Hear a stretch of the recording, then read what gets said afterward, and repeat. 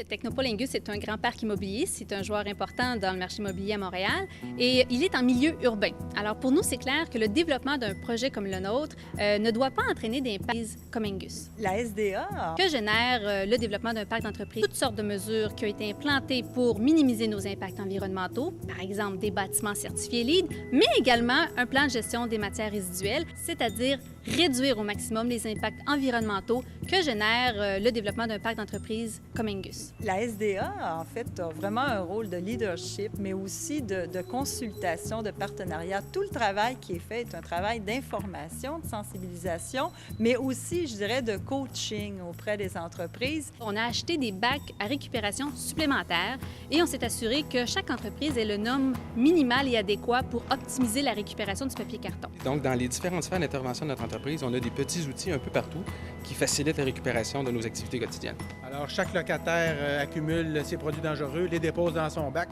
et quand il est plein, il est vidé au point de dépôt avant d'être envoyé à l'écocentre.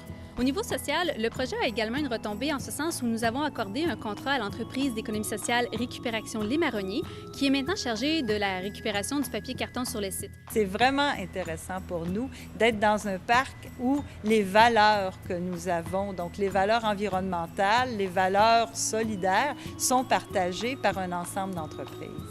Le Technopole Ingus génère, en raison des activités des entreprises du site, 1500 tonnes de déchets annuellement. Ça, grosso modo, c'est 150 camions de déchets. Grâce aux mesures qu'on a mises en place, 80 de ces camions-là sont redirigés vers des sites où les matières sont récupérées, revalorisées ou réutilisées. Alors pour nous, c'était une boucle supplémentaire à un projet a priori environnemental.